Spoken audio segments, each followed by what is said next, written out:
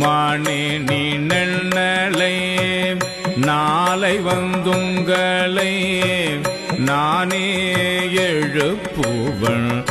என்றெழும் நாணாமே போன திசை பகராய் இன்னும் புலர்ந்தின்றோ வானே நிலனே பிறவே அறிவறியா தானே வந்து எம்மை தலையளித்தாட்கொண்டருளும்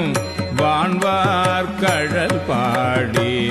வந்தோர்க்கும் வாய் திறவார்